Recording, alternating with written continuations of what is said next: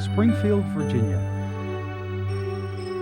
Like most cities in Northern Virginia, it is comprised of people from a wide range of cultural, socioeconomic, religious, and educational backgrounds.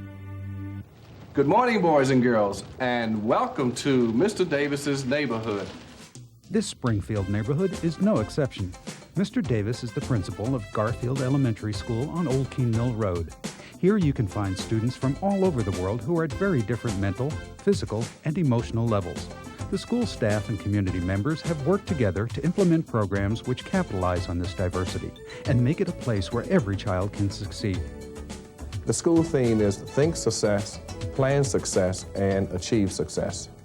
This model was developed over 4 years ago with a committee of parents, teachers, and students as we looked at preparing our mission for the school. And one of the things that we felt was important that all kids be successful. And to go about achieving that success, kids must think and plan how to be successful in order to achieve. So we sort of incorporated that as our school-wide theme, and we focus on areas within the curriculum that promote success daily. Yep, that's good. These areas of focus include providing adult role models and mentors through a business partner and other community volunteers, programs which highlight cultural differences, and recognition of even the smallest student accomplishments. It was wonderful. The emphasis, of course, is on academic growth. We like to give children as many opportunities to develop their own critical thinking skills and also use a lot of what we call simulated practical application of the skills that they learn within the school environment, such as the use of manipulatives. 2, 3, 4, 5, 6, 7, 8, 9, 10. A lot of emphasis is placed on content reading and writing outside the school or within the school. He had a red wool scarf on his neck, and a lot of publishing is done here where kids have to go through the writing process in order to come up with a finished product. So we like to really put kids in real life situations so that they can enhance and become self-reliant, independent learners.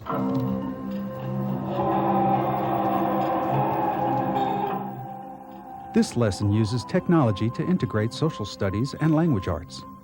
We've been selected to try the program and to see how it works with the students.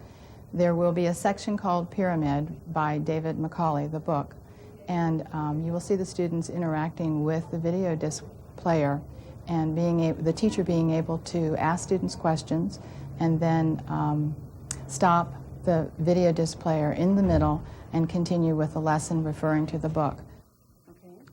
The students have already read this book and have obtained a great deal of information.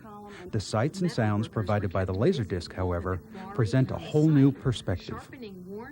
Ladies and gentlemen, we've been talking about ancient Egypt, and we've been talking about pyramids, and we've been figuring out a chart, the KWL chart. In the first column that you used, you listed all of the things that you know about pyramids in ancient Egypt. In the second column, you had some questions that you had, the things that you want to know. You wrote those down, you and your partner, you wrote those down in the center. What I want you to do right now is to listen carefully to the book by David Macaulay that's going to be on the video disc, okay? And you're going to get some answers to the questions that you had in your middle column on your KWL chart. Similar lessons have been available on videotape for quite some time, but the disc is a great improvement for its technical quality and ease of use. I think it's easier because when you stop it, the screen stays still. What you have on the screen doesn't go blurry. You don't get a black track line through the middle of it. When you want to go to a specific portion, let's say I want to go from pyramids over to tails, mummies, tell, all I do is enter the code number, because we have a sheet of paper with the code, it immediately makes about a 2-second search, finds it, and puts it right on the screen. We'll go to chapter 4 and search. Play. In this first passage, David Macaulay is describing the step-by-step process of building Egyptian pyramids. In 2470, some of the skills I think that the children get is being able to use graphic organizers, taking information that they've been presented either through a read aloud or reading themselves and correlating all the information onto a piece of paper. They just mentioned dolerite. That was one of the things that we read about in our book, in our social studies book. So it kind of reinforces what we've talked about in class. Another thing that they mentioned, were they paid with money? No. They just said something. There were all these workers that were working. What were they paid with? With food and with clothing. Why do you think money wasn't important to them? Instead, they would want to be paid with food and clothing. Think about the people who were the builders of the pyramids here. Why would they want that? Because there's like no storage or anything, and because it's back then and they don't really have much food, and they're like building the pyramids for jobs so they can help their family. Good point. Okay, they were built. After they go through the disc, they work together in pairs to complete the KLW chart. When the Nile flooded, they transported the heavy stones on rafts. It made it easier. Being able to group discuss it or peer discuss it, drawing the information individually. These are things that we do with the children in especially language arts, and now being able to do it in social studies as well is really valuable. It makes the connection much more accessible. There you go! While the school emphasizes academics, close attention is also given to building the social skills and self-esteem that students need in order to achieve. The current school community embraces a very unique and diverse environment. There are over 30 different nationalities represented, and 22 languages are spoken within Garfield Elementary School. And we try to capitalize on the diversity that exists here at Garfield. What colors are you going to put on your sombrero? We feel at Garfield School that it's important that we promote appreciation of all the many cultures that we have here among the students. So our committee is responsible for organizing events that will be helpful to the staff, such as research materials and programs, and that will allow them to help their students appreciate each other and the backgrounds that they come from. The theme of our Garfield Winterfest program is recognizing all the many cultures we find here at Garfield School. One of our major projects was the Winterfest program, which just occurred, and in that program the whole school is involved, and we use the theme of the many cultures that are here. It's organized by the music teacher. It's a musical program with a script, and the entire school takes part in the decorations, in wearing dress of their country. And during the week before the program, every classroom in the school is involved in some sort of project or program in the classroom itself that will help the students to learn a little bit more about another country or culture of the world that's represented here at Garfield. And in doing so, it kind of helps the students share each other's backgrounds and appreciate each other better.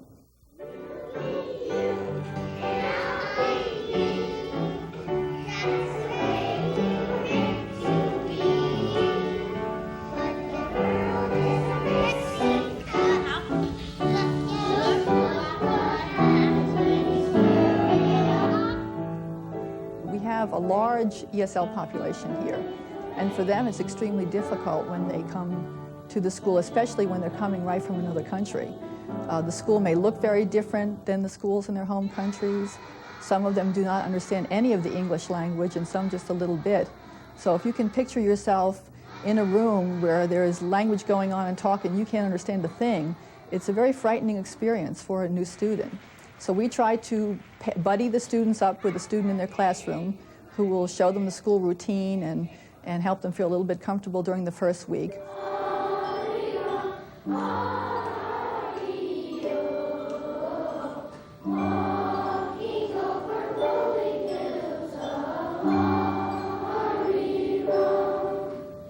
We also have a lot of students here in Garfield School that are from other countries, even though they are not in the ESL program, or whose parents are from other countries. So they're bringing with them a different culture.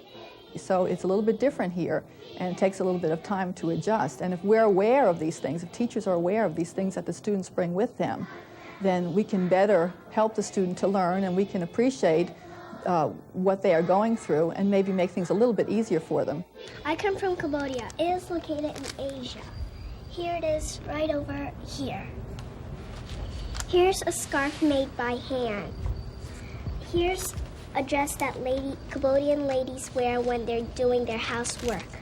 Well, we try to provide opportunities where kids can talk about and share with their classmates the kinds of things that they feel good about from their country, things that they feel good about, that they want to highlight, want to share, their cultural differences, their heritage. We focus on a lot of activities such as art that reflects different cultures. We invite speakers and parents in to talk about their heritage and so forth. So we really want kids to feel that their heritage and their culture is important, a very important part of the learning process.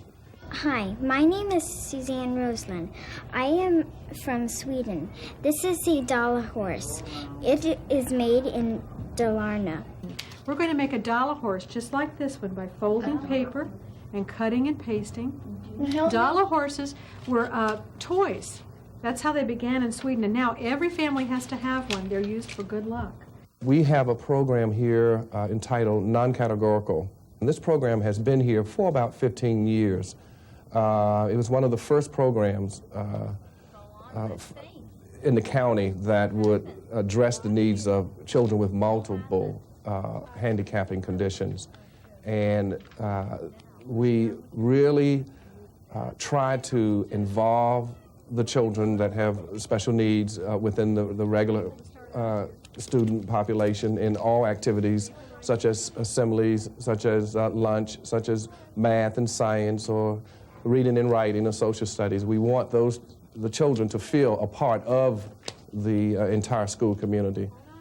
So we really work hard in terms of trying to accomplish that goal. A sense of belonging and a feeling of importance are critical for the self-esteem of all children. Children need to feel good about themselves. And we believe that promoting self-esteem through recognition of achievement, through encouragement, is probably the crux of getting kids to want to learn. And we do that in a variety of ways. And most of the time, we don't necessarily focus on the child that is always going to succeed with earning good grades or earning A's or B's. We also look at kids that are what we consider making little successes, such as learning how to spell their name, learning how to count, learning how to get along with their neighbors. And in some instances, those are major hurdles for some of our youngsters. Do you fight with your brothers and sisters, or no? So you're already a part of that dream of helping people get along together. That's very good. Generating self-esteem is the goal of this program, which is sponsored by the school's business partner, Signet Bank. Every Tuesday morning we have a Rise and Shine program, and it's a program that we've started since in 1982, where we meet with the children every Tuesday morning and we mentor with them. I constructed this, which you were going to put together today, and at the top it says, I have a dream, and I have my name, and then at the bottom you'll see 3 different strips, and it says, I have a dream for the world. Then we also have a dream for our country. My dream for my country is peace. I dream that people will stop killing one another. I hope that all children will grow up in a safe and peaceful environment. And then I have a dream for my community. The program is very important. What we do is we sit down with the students and we help them accomplish a short-term goal. And my primary goal is to build their self-esteem and to give positive reinforcement to them. Some of these children have been selected because they need special attention, and so we try to provide that for them.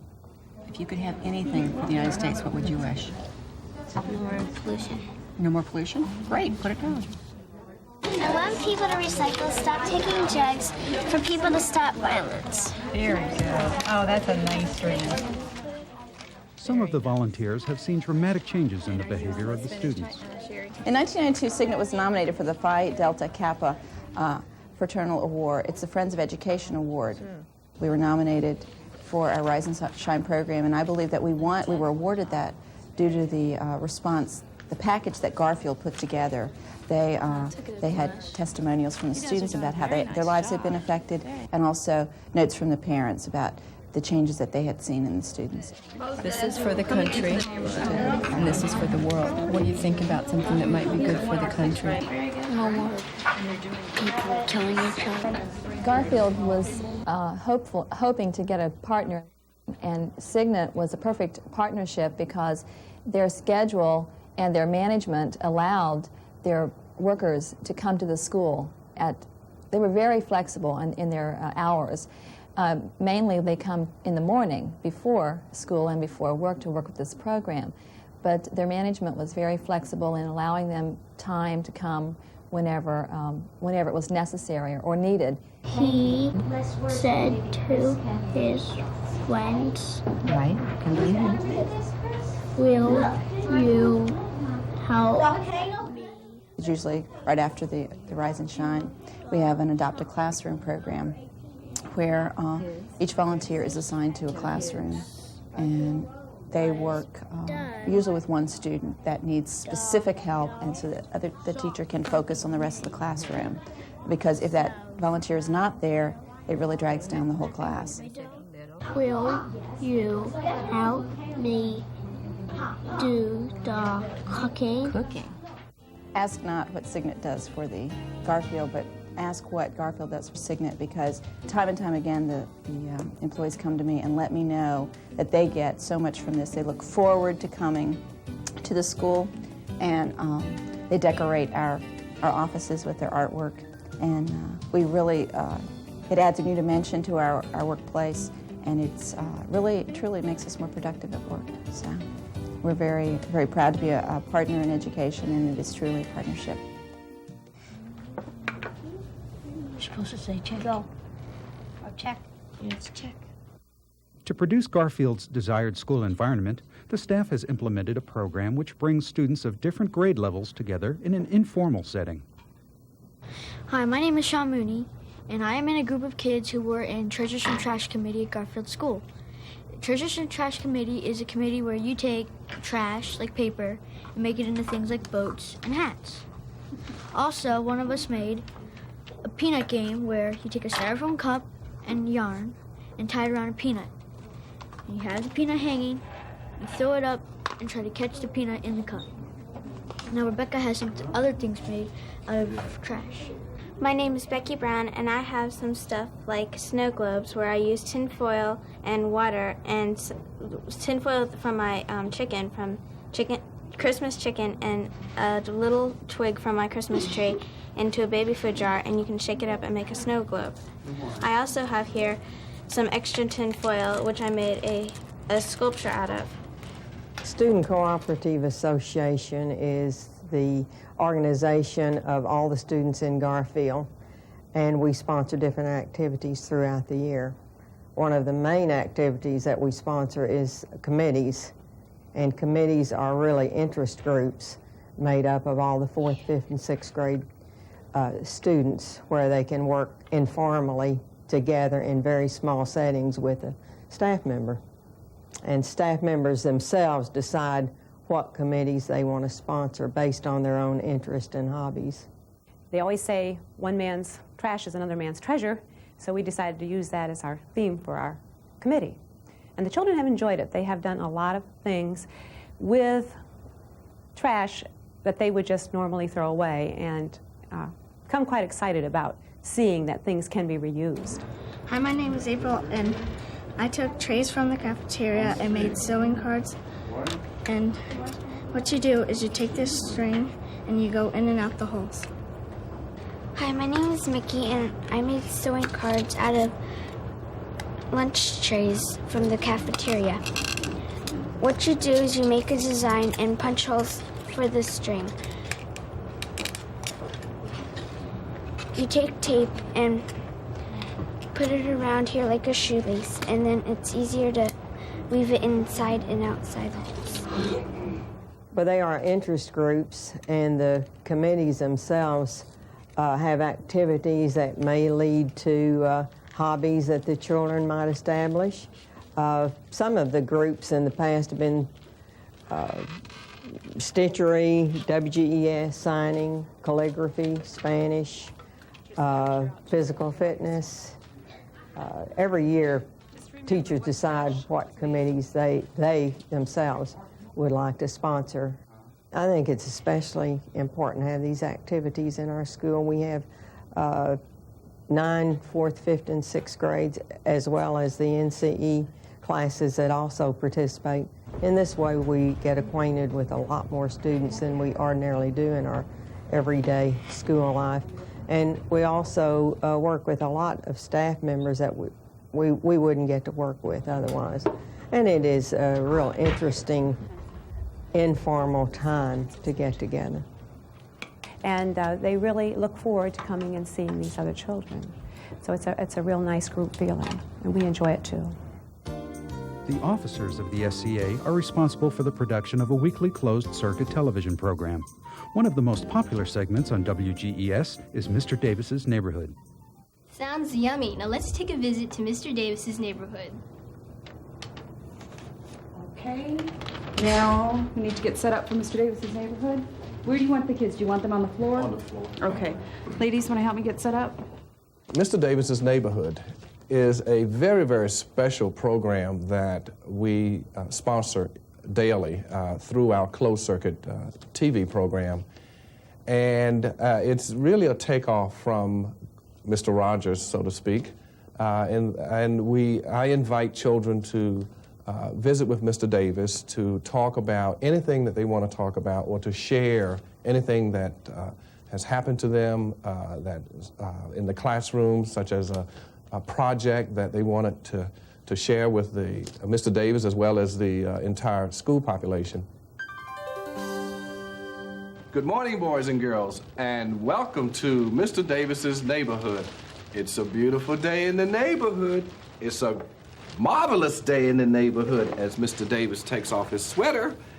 And I have some very special guests with me today. And they're here this morning to tell us a little bit about their take-home book program. And some children refer to it as what? They call it not only Bear Bag Book, right? Take-home Bear Bag Books. Okay, great. And they're going to tell us a little bit about their books and why they enjoy taking their books home. When one of the students suggested the idea of a takeoff on the TV classic, Mr. Davis agreed to do it only on the condition that he could add his own variation to the routine. I said, well, I have to perform opposite of what Mr. Rogers would do. Okay, and they said, what do you mean? I said, well, Mr. Rogers puts on his moccasins or his bedroom shoes, and he also puts on his sweater. I would like to take off my sweater and take off my shoes, and then we'll talk to the children. And they said, well, let's do that. Let's try it. And this is aired, this program is aired weekly. And so children really like to have this experience, and they really clamor to get on to Mr. Davis's Neighborhood. So it's a wonderful boost for me as well as the children. Did you hear that? My goodness. Now, do you have a favorite? Could you tell us a little bit about your favorite book? Yeah, they feel good about it, and we would like to think that it really helps to develop their confidence and their oral language skills, especially for many of our youngsters that have difficulty speaking and articulating their concerns. And so I see it as a two-way thing. I get a chance to meet with children and to talk with children and also to highlight some of their accomplishments. Now, I see that all of you have bags with you. Someone tell me, what do you do with those bags? Yes, ma'am. You put books in them. Okay. Today's topic, as was explained, was the take-home book program. This program is as popular with the parents as it is with the students. Children were very eager to have books to take home, and of course it helped the parents because it's difficult at times to go to the library and find a book that is of a suitable reading level. I have a first grader and a second grader, and both bring home a bear bag book every night with a book in it. And we read together the book. And I think it's a great encouragement for the kids to read together with their parents. We wrote a grant, a Washington Post mini grant several years ago, with which we bought about $300 worth of books, both in English and in Spanish, and in different multicultural titles, so that we could try to include the parents and the students who might be feeling a little less comfortable being new to the country. The students take books home in bear bags with sheets that they use to keep track of the names of the books and their authors, when they read the book and with whom, and any additional comments. She called Bernard Bill, where are you? Call, call, call, went Jolly Joe. Granny said, look around, Jolly Joe. Find Bernard Bill for me. They're required by their teacher to read the book every night. As soon as they come home, they want to read their book, and they're excited about it. The kids, I believe, learn to recognize words much quicker. Their vocabulary grows. I'll go running down the street. That was good. That was good. Okay. And Gray, what's the name of your book? A fishy colored story. My son is in the first grade, my daughter's in the second grade, and they both love the program. And the big thing for them is looking at the list of books that they've read, and that really gives them a sense of accomplishment when they can see how many books they've actually read. I got more than that. Let me see, what do you have? I think it's a very good school. And I think that it's really great that they encourage the reading, because reading is very important. You can't get along without being able to read. Garfield parents contribute to their children's education at home as well as at school. I have a very, very active PTA and a very involved community. And when I say that, I really want to highlight the word involved. Not only do we have parents that send their children to school every day and ready to learn, but the parents take an active role by coming into the school and volunteering in the classrooms and reading with children, also helping out in the clinic and helping out in the lunchroom and assisting us in the office when things are kind of hairy, answering phones and so forth. But in addition to that, I have a group of parents and a community that feel comfortable in sharing their thoughts and their feelings about what goes on in the school as well as in the community. I love Garfield. I couldn't think of a better school around here that I want my kids to be in. It's there for anybody that really wants to participate in it, and there's no one holds you back in anything you want to do to help. I don't know, I just can't say enough about Garfield. I've been here for 8 years, and if I had more kids, I'd stay in this community and let them come to this school.